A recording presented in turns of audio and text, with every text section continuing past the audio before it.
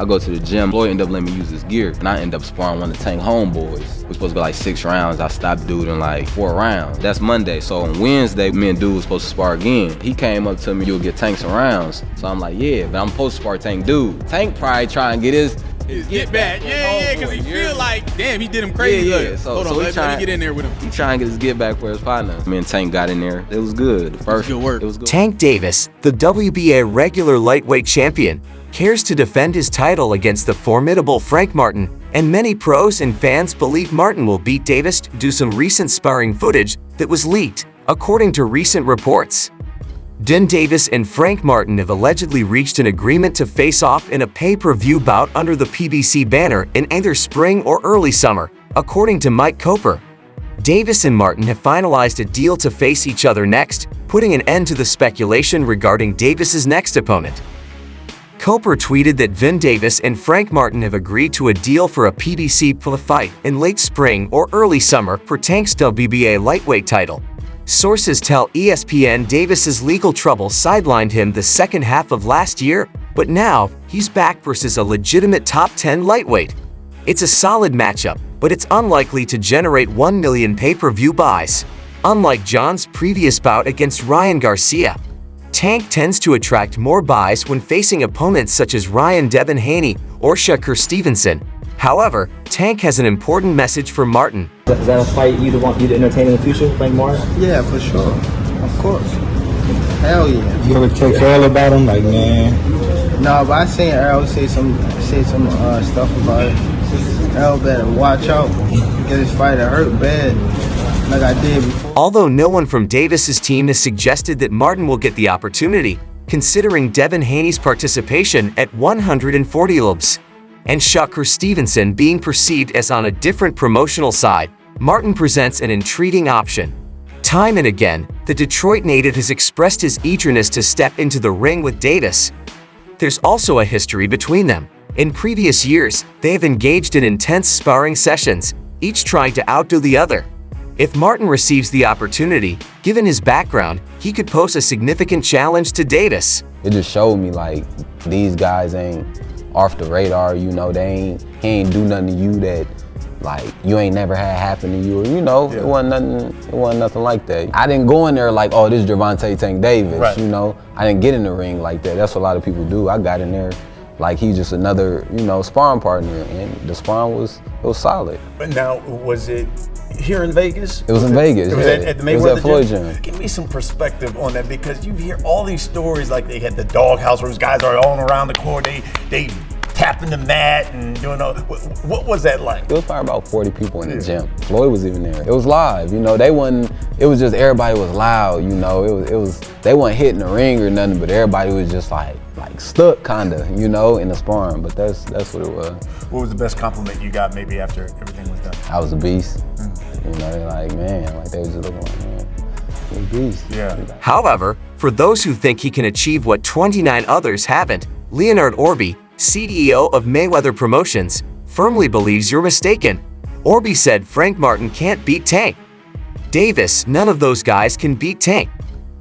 Frank's a good fighter. He can't beat Tank, though Errol, for the most part, has heard these claims before. He's heard past lightweight contenders like Ryan Garcia loudly proclaim what they'll achieve against Davis, only to fall significantly short in the ring.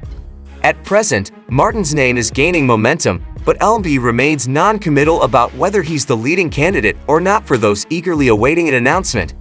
Errol emphasized that when the moment arrives, you'll receive the information straight from the source.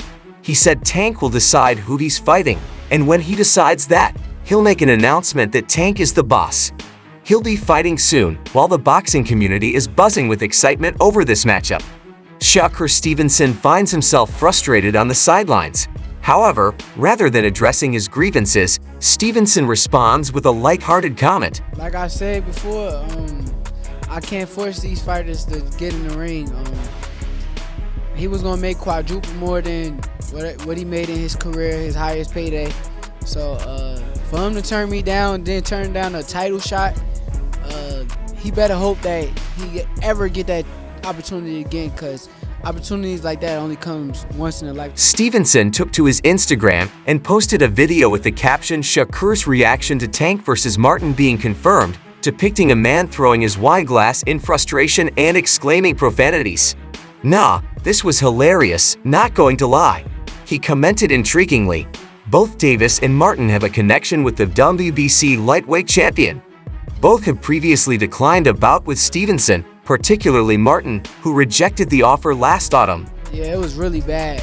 He kept saying about me getting $8 million and all this extra stuff that he read on Twitter. He just made himself look real bad in that video. He let the world know that he was ducking me when he did. Significantly, Davis encountered legal issues that disrupted his career and prevented him from participating in a fight during the latter half of the year. In contrast, Stevenson has recently reconsidered his decision to retire from boxing, motivated by his inability to secure a high-caliber opponent.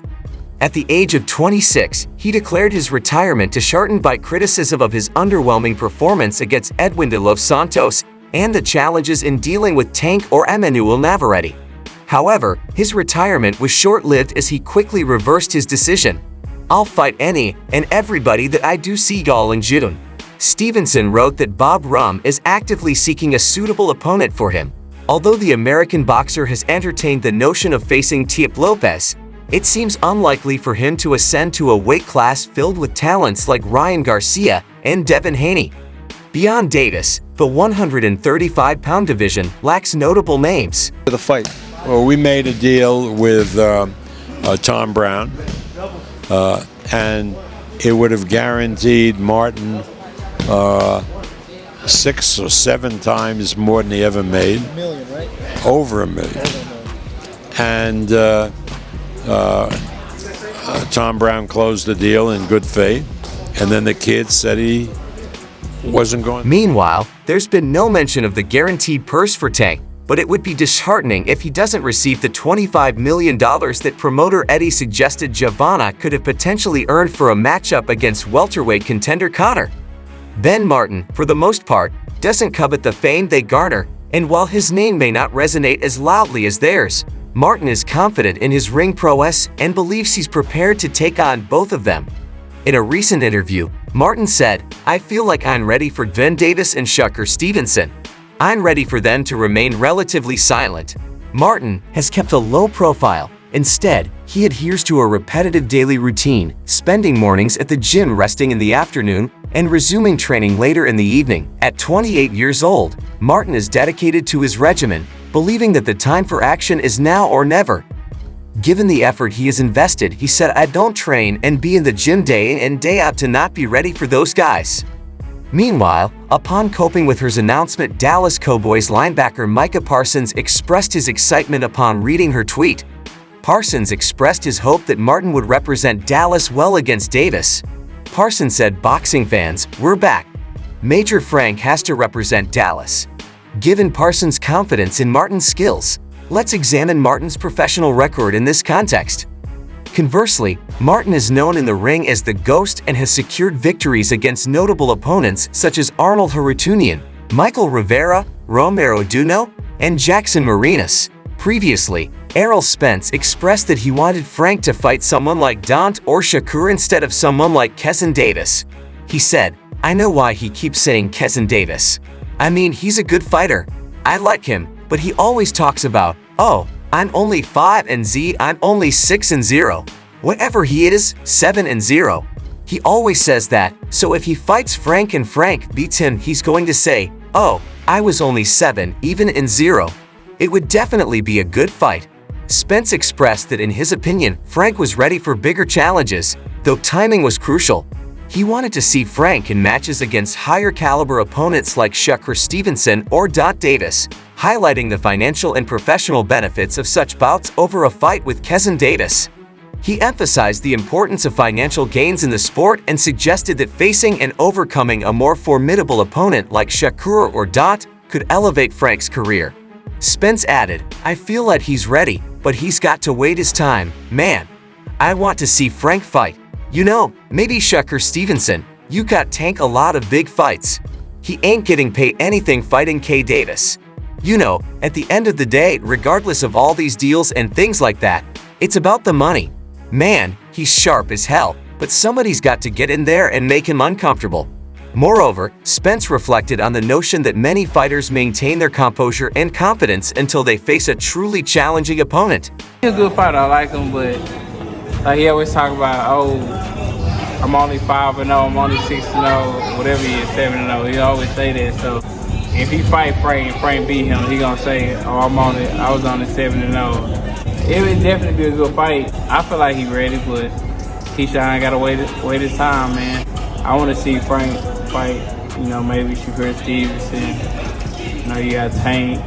A lot of big fights. He ain't gonna get paid nothing fighting Keyshawn Davis. You know, at the end of the day, regardless of all these belts and things like that, it's about the money, man. Shakur's sharp as hell, but somebody gotta get in there and make him uncomfortable.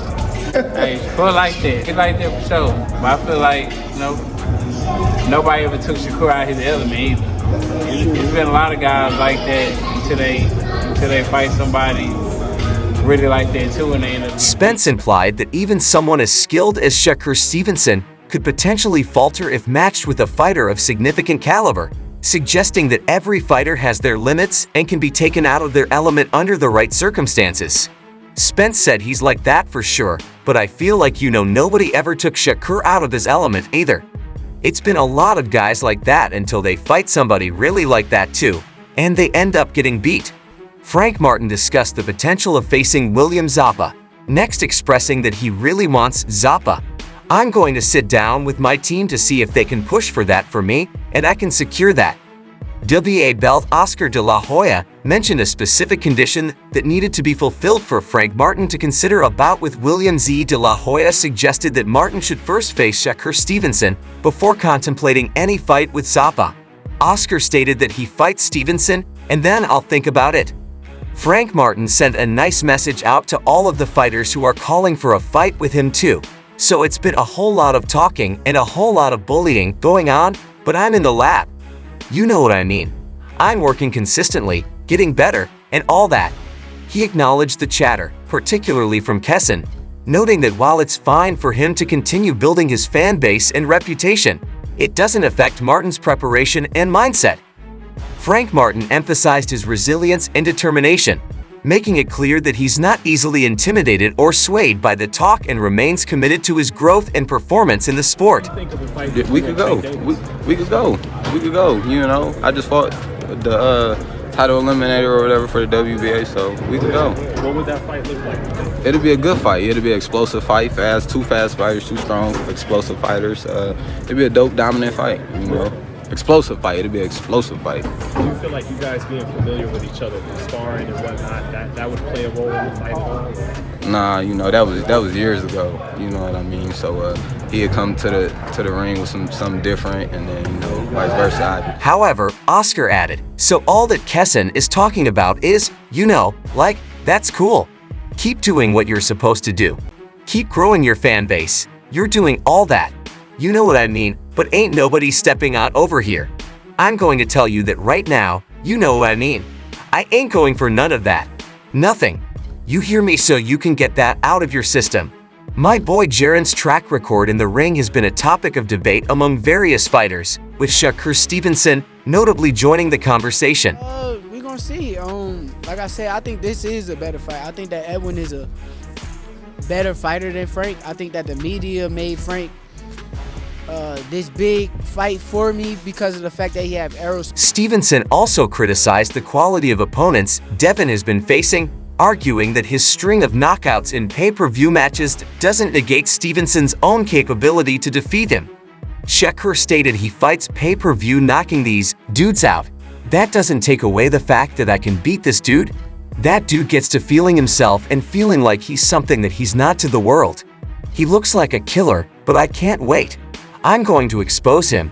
I promise you. He suggested that Gervonta might be overestimating his own prowess and misleading the public with his intimidating persona. Shakur confidently stated his intention to reveal Don's true level by being the fighter who withstands his power, forcing Gervonta to endure a full 12-round match without securing a knockout. Gotta make sure that I'm on top of my game because there's a lot of great fighters in the division. Even though I think the division was overrated because they wasn't fighting each other. But now that they fighting each other, there's a lot of great fighters, and I got to be on top of my game. Stevenson believes that dominating Dant in such a manner would significantly impact Dant's confidence and mental state, thereby exposing him to the boxing world as less formidable than perceived.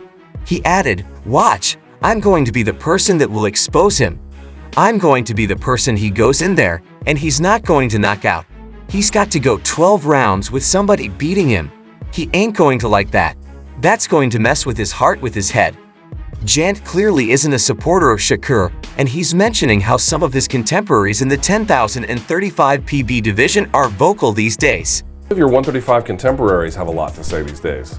Shakur Stevenson, well, of course, he's now 135 after all that stuff, and then Devin Haney. Right, so why people even talk like he the best at, he didn't even fight at 135 yet. Right. He didn't even have power at 126, 30, or none of that. He is good. Okay. How can you, all that's just okay. How can you stop people that can actually hit? No matter all that boxing, you going to get hit. What you going to do when you get Shakur Stevenson, who has now moved up to 135, and Devin Haney are being talked about as if they're the best, even though Shakur hasn't even fought at 135, yet Gervonta said he didn't show much power at 126 or 130 either. He's decent, sure, but how do you handle opponents who can really hit? No matter how much you train in boxing, you're bound to get hit. What's your plan when that happens? Meanwhile, Leonard Neal has reassured fans that they'll witness Gervonta fight the prominent names that eagerly anticipated seeing in the ring. Leonard emphasized that Tank is willing to face anyone he desires because of his stature in the sport, regardless of whether there's a title on the line. He personally knows Tank's determination, affirming that Tank will indeed square off against the opponent's fans' clamor, for it's just a matter of time, as Tank Davis is here to stay and is committed to fulfilling his objectives, even if not everything aligns perfectly in terms of timing. Leonard Ellerbe said, "I know Tank's determination firsthand, and I can affirm that he will indeed face the opponents the fans are clamoring for. It's just a matter of time. Davis isn't going anywhere. He's here to stay and is wholly committed to achieving his goals, even if the timing doesn't always work out perfectly." Do you remember the sparring between Martin and Davis?